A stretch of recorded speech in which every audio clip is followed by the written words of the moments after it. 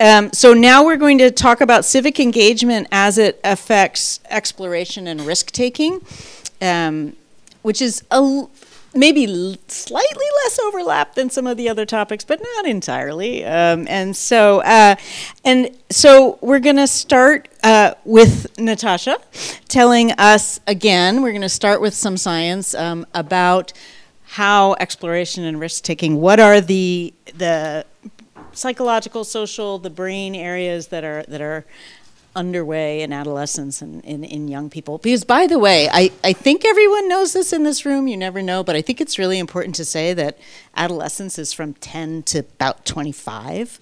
It's not 13 to 19, as a lot of people often think. And so, okay, Natasha, take it away. Does this? Oh, yeah. Okay, great.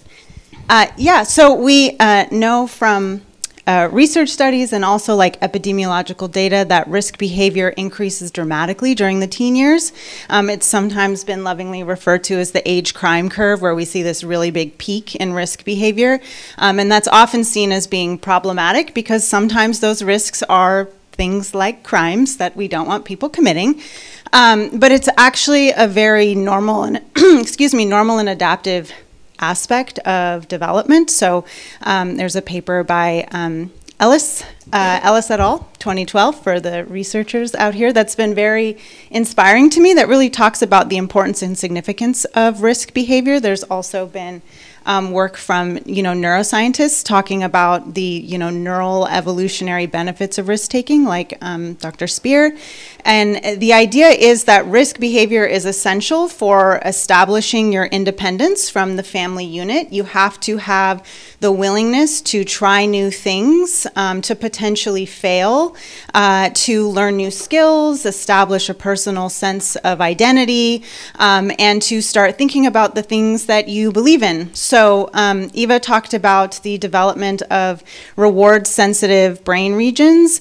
That contributes to risk-taking. It contributes to approach-oriented behaviors. The potential rewards of taking risks are more salient to you, and never in your life will you feel as much joy and passion and emotion as you do during your adolescent years. So it's an important time for passion as well when we're talking about civic engagement. At the same time, the development of prefrontal regions in the front of your brain responsible for, thinking about the future or regulating yourself, those regions continue developing well into the early 20s. Sometimes people will say things like, oh, teenagers don't have a prefrontal cortex. Mm-hmm. Of course they have a prefrontal cortex. But the capacity for that is still developing. So it doesn't reach its sort of like peak ability until the late 20s. But actually, by about age 15 or 16, adolescents are performing just as well as adults on tasks for cold cognition. So if you have to sit and think carefully about something, if you are sitting and making decisions without external emotional stimuli, like your friends egging you on, then you perform just as well as adults. And actually, sometimes teenagers are performing better on these tasks than people in their late 60s or 70s who actually make up like a quarter of the people who are voting in our community. And so the reason why that's important is because there is this heightened propensity for risk, and that protracted development of prefrontal regions does sometimes contribute to impulsive behaviors. But because voting is thought to be a somewhat cold cognitive task where there is the opportunity to think and strategize and get information that you need, that perhaps the capacity for things like voting is actually online by mid-adolescence. Mm-hmm. Great, thank you. We'll come back. I have some other questions, but LaJuan, let's talk about Vote16 and how your organization is working. Tell us about what the program is. I mean, it's a little bit obvious from the from the name, but also about how you see exploration and risk taking with the participants. Yes, absolutely. First of all, thank you. I'm honored as well to be sharing space with all of you.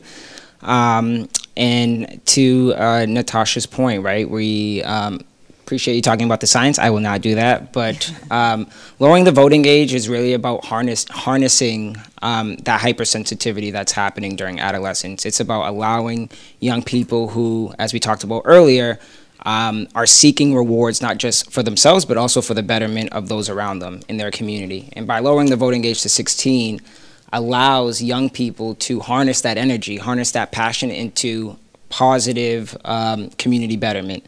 By expanding youth voting rights, by expanding the electorate, we're not just talking about strengthening democracy, which we know is facing threats right now, but it's also about ensuring that young people understand that they have a real role in society, they have a real voice at the ballot box, and by preventing young people from voting who are, again, impacted by decisions not just made at the school board level, not just made at the city council level, not just made at the mayor and state elected offices, but are also impacted by things that are happening federally, we are essentially telling them that they don't matter.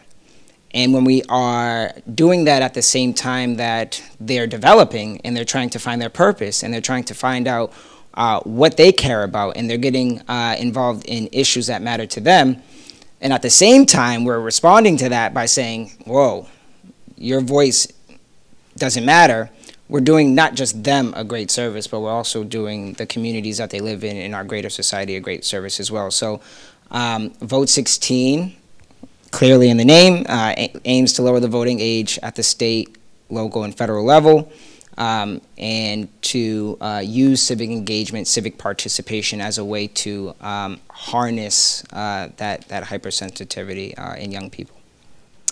Great, thank you. And Audrey is leading the Vote16 chapter, I guess, is that the right word? Yeah, at your school. And can you tell us a bit about how your involvement with the program, how you think of it, what it has meant to you, but also how it has helped you both think about taking risks and exploring a bit as an adolescent? Yeah, so thank you so much for having me. I'm so honored to be here. Mimi and I are the co-presidents of Vote16 at our school. We're running a local ballot measure to lower the voting age in school board and municipal elections. I've been involved in this since freshman year. I'm now a senior in high school. And so it's been really significant in my high school career and has made a huge difference in the way I communicate with people.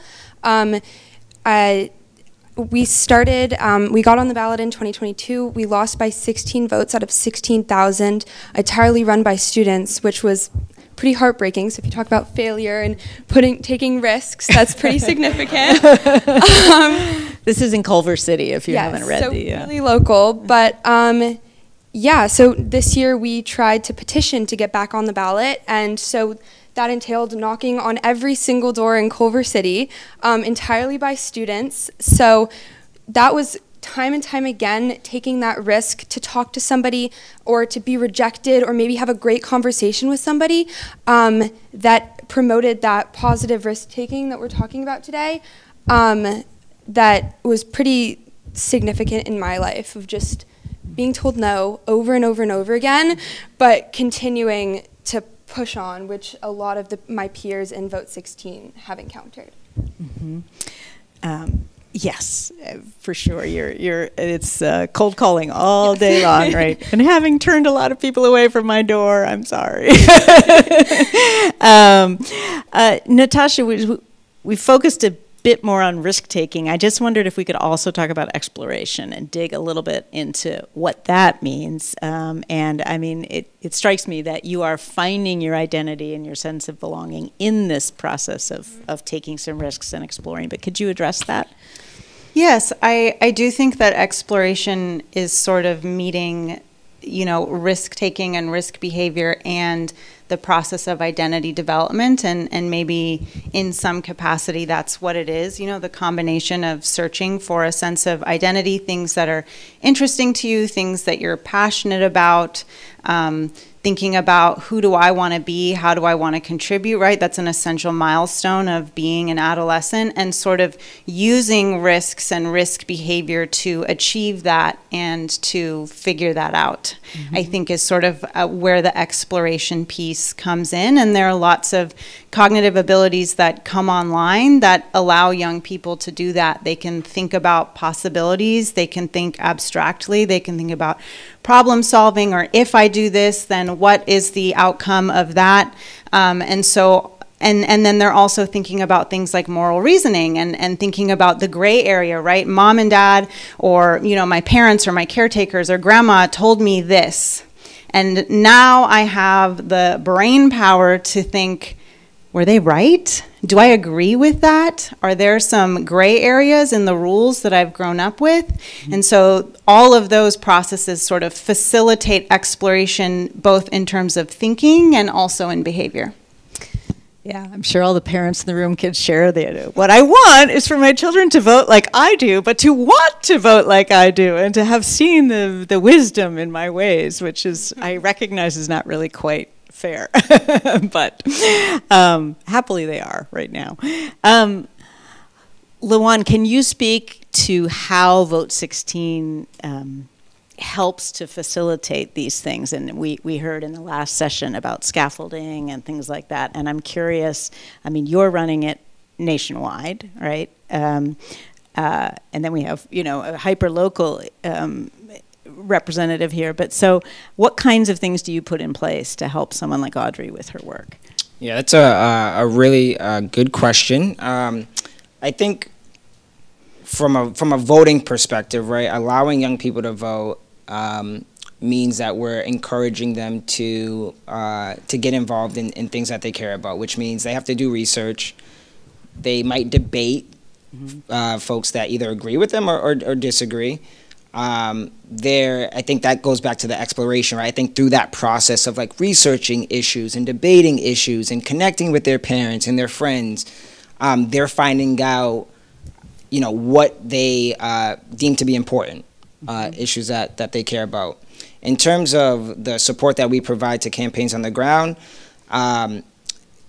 historically, you know, Vote16 has done a lot of work with elevating the issue nationally, right? And so we've had Rep. Ayanna Presley and Rep. Grace Bing introduce legislation federally to lower the voting age to 16, got 125 members of Congress to support that legislation. In terms of campaigns on the ground, you know, we do a lot of campaign support. So this is policy research and analysis. This is technical support in terms of things like messaging, branding. How are we talking to people on the left, people in the middle, people on the right? Why is this an issue that everybody, no matter what political party or background, can get involved in? Why this is about strengthening democracy? We do support with fundraising. A lot of the fundraising that's happening is especially during an election year, is place-based. So there might be funders and donors out there that want to support just a campaign in California or Los Angeles, or, you know, there's a lot of work happening in Maryland, in New Jersey, in Massachusetts. And so we're supporting campaigns by connecting them with funders, but also applying to grants ourselves, and then disseminating those funds to those respective campaigns. And then the last thing that I'll say is partnership development, being in spaces like this. Vote16 is a part of a larger democracy space. We think about same-day voter registration, automatic voter registration, statehood for DC. These are all issues that are a part of the larger democracy space, and Vote16 is a niche within that space that we hope, and we hope that moving forward we can develop partners that are not just working on Vote16 but are working within this larger space as well. And so we hope to try to make those connections. Thank you. And I'm correct in thinking that Vote16 is an initiative of Generation Citizen, is that right? Which does a lot of civics education? Yes, yes. So we're currently incubated within Generation Citizen. We're in the process of spinning off into going into the sunset. Okay, well then we'll leave them over here. But my sense is that they do some of that civics education that came up earlier as being important. Yep. They develop like civic education curriculum. They work with school districts. They are a powerhouse. So you can really see how these things are related, though, right? Okay. Audrey, how did you choose this as the thing that you wanted to get involved in? And was it about the issue of voting and being heard, or were there specific issues within Culver City, for instance, that you wanted to be heard on? Does that make sense? Yeah. Yes. Yeah. So it's kind of funny. A lot of the things that I was involved in, the same people were involved in, and much like previous speakers, I definitely fell into Vote16. It wasn't something that was really part of my attention. It was like 15 kids that gathered in a room at lunchtime and just talked about voting in general. And as soon as I started going to those meetings, I thought, wow, like I really want to be able to speak, and I really want to be able to tell people what's going on inside of our schools and what's going on inside of our city that's really negatively affecting the youth. And all of these brilliant kids just gathered in this room that had these amazing ideas that weren't being heard by adults. And so that's really what got me into this. And as soon as I started learning more and poking my nose into places where it probably didn't belong, It did. I learned about a lot of issues in our school board, and it became really noticeable that all our school board really needed and our city council was to hear students. And so that's just what really got me passionate about this. And I think what's been mentioned by Natasha a couple times is that idea of like passion and love for Vote16 and voting and hearing voices from teenagers. So that's really what got me involved in this. That's great. That's really interesting. And so I guess, can we talk a little bit about how these things affect like all of, I'm curious what elements that you heard earlier in previous sessions might relate to what we're talking about here, or how you two especially, but you with your research thought about, okay, yes, identity, belonging, these things are part of what we're doing, or was there anything that really stood out? I can go. Okay. I think the belonging piece is probably the piece that stood out a little bit more, although they were both fantastic. But I think relating it to Vote16, I think young people are trying to find their their role, trying to find their purpose, and allowing and having a community that is receptive to that, I think is really, really important. Building the necessary infrastructure, which sounds physical, but it's not necessarily physical infrastructure, but building the necessary community that allows young people to really manifest themselves, right, and really build upon the research that they're doing, the civic engagement that they're doing, the civic learning that they're doing. I think by having a community that's not receptive to that, right, and again, getting back to not allowing them to vote, I think is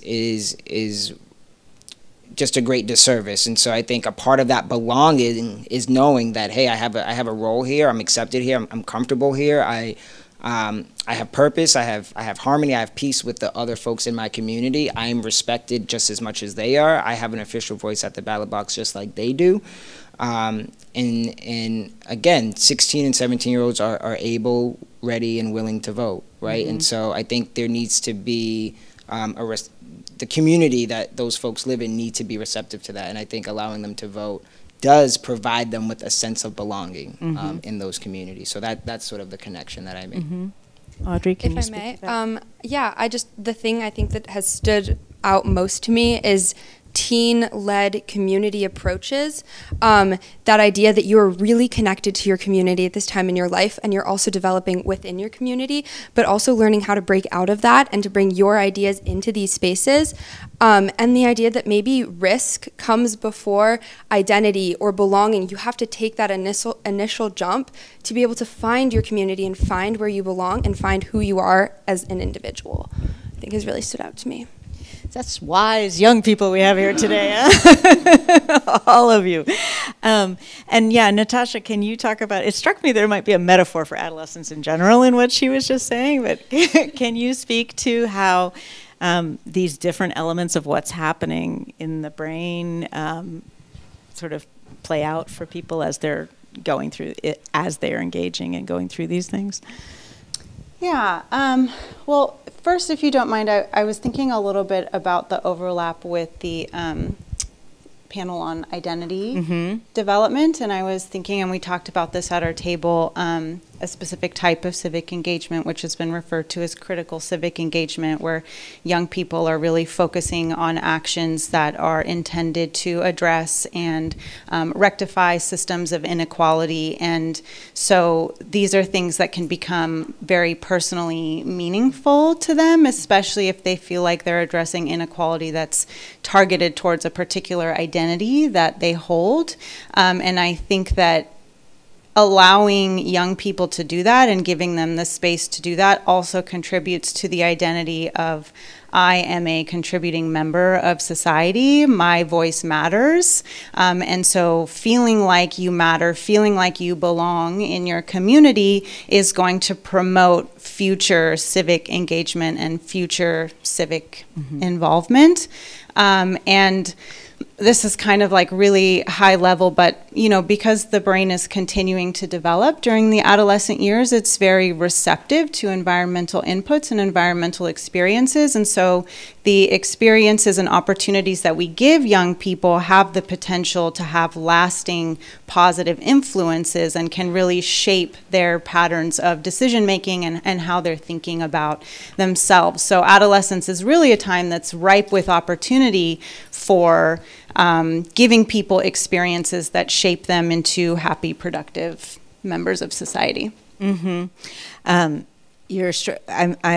struck. I mean, we've used the word a lot in our prep materials about positive exploration and positive risk taking, and I'm thinking about Ron Dahl's work about how there are different arcs and trajectories that kids start in on middle school, and that you can build a positive trajectory or they can kind of spiral into a negative. And so it definitely seems like that's part of what you're talking about. Yeah, I just want to respond to that. I'm sure Natasha knows this as well, but that negative risk-taking, I think, is really, really important, right? Because I do think that, and we were talking about this earlier at the table that I'm at, is, you know, I think there's still that sense of belonging there, right? I think young people are seeking environments and social spaces and connection with other people that, while what they may be doing is a social taboo or it's negative risk-taking, right? They're committing crimes, right? They're whatever. For the young person who's now being influenced by adults, that is an environment in which that young person is seeking mentorship, is seeking again comfortability, and I think that's it just so happened to be that's where they found it. Right. But I still think from a brain development perspective, it's the same thing, right? It's like I'm just trying to find a space where I belong, and this just so happened to be the space. And unfortunately, I had mentors that didn't guide me in the right direction. But I wanted to call that out because I do think a lot of, particularly, you know, youth in the inner city are often looked at as people who don't want anything, like don't see better for themselves or don't, you know, want to do better. And in fact, they're going through the same cognitive development in the brain as any other young person, and they just so happen to be in an environment that was not conducive to that development. Yeah, thank you so much for saying that.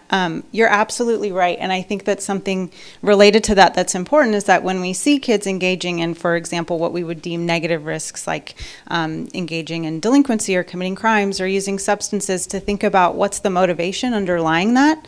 I think teens like to take risks to achieve certain goals or developmental milestones or important things, and sometimes that could be as simple as having meaningful connections with their friends, and the activity they chose was one that maybe most parents wouldn't be happy about. But rather than pathologizing young people, just thinking about, well, what are these kids trying to achieve, and how can we create an environment that allows them to achieve that in a way that is maybe safer, more adaptive, or more beneficial to their development. So thanks for bringing that up. Did you want to? I just had like a quick question about this. Can that negative trajectory be changed? And in what way can civic engagement play in that? My job is done. Very good question. SOS. That's a tough question. And you totally don't have to respond to that. I'm just like generally curious how that negative trajectory can be changed, or if it can once it's set. I think that because adolescence is a time of lots of change and malleability, that it absolutely can be changed. We're still kind of like creating pathways. When this happens, my default behavior is this, and like there's opportunities to mold and shape that. That's why, like in the juvenile justice space, for example, there's a lot of people advocating for rehabilitation rather than harsh punishments or locking kids up, because they do have that potential for rehabilitation or to change or to think about the world differently. And just like off the top of my head, like maybe civic engagement can offer people a sense of purpose, right? Or a mission, or like something to look forward to. Like I'm not going to do this because I have this goal, and it's really important for me to make choices that work towards that goal. But if you all have thoughts, I would love to hear them.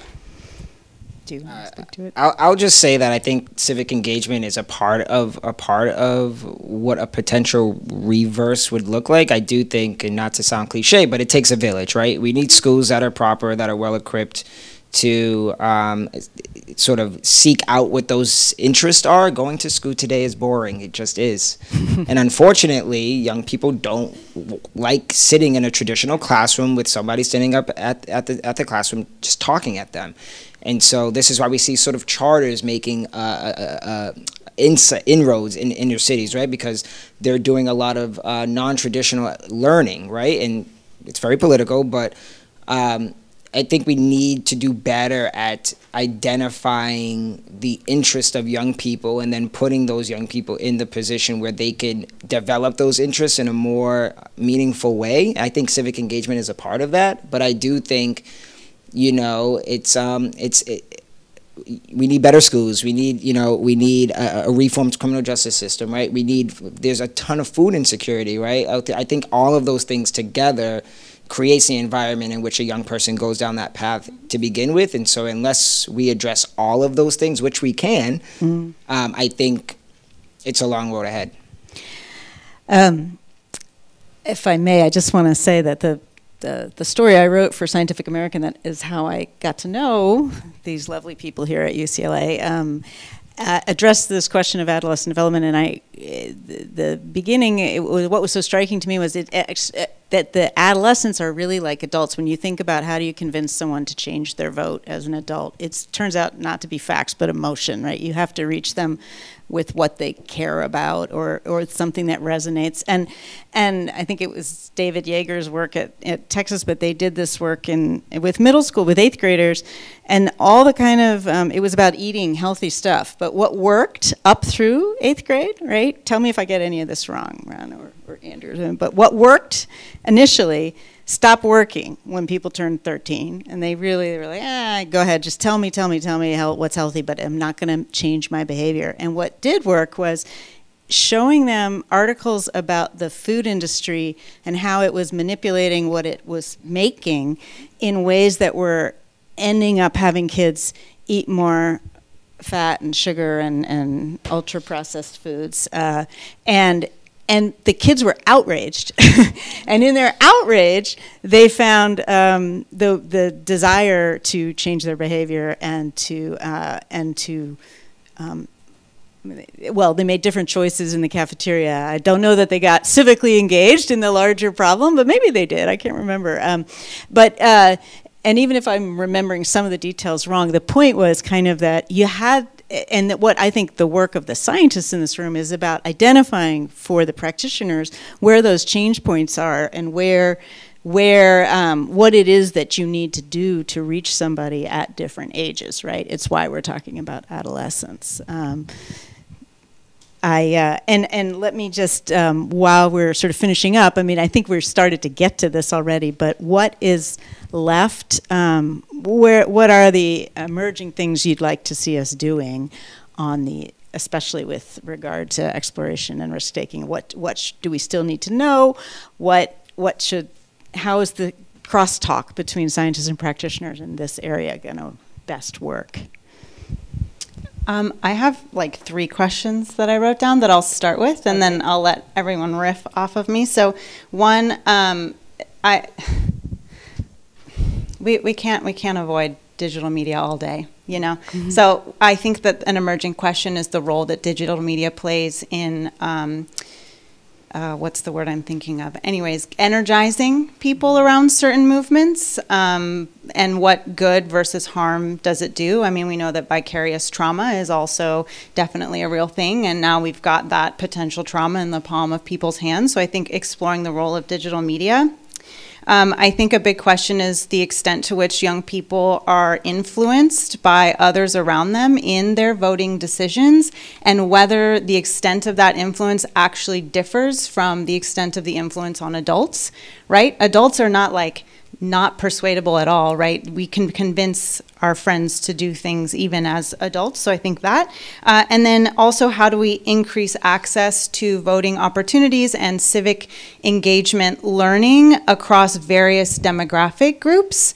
And I'll be political just briefly, that I think that we want those opportunities in some communities over others. And I don't mean we, but I mean that I think that there is a bias in who we want to show up. And so I think trying to resist that and give those opportunities across all demographics so that all voices have an opportunity to be heard is an essential question.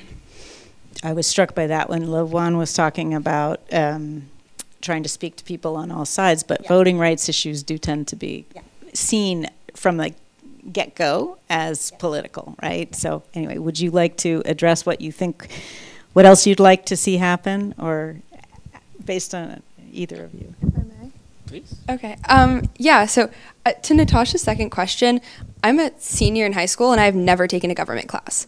That is ridiculous. I'm taking one next semester, but we're having students voting without taking a class on civic engagement or government. And so that has always been my question is, why don't we have access to these programs like Vote16 so widespread? Why are we not learning about these issues so much earlier? And so that's just kind of what has struck me in today, is that we haven't learned about this, and that's why we have so much bias in our voting rituals and who we want at the polls, because we're not learning about it on a widespread scale. We are picking and choosing who gets to learn about these opportunities. Yes. Amen. I agree with Natasha. I think the impact of digital media is just so profound. It's still relatively new considering the overall time that we've been a people.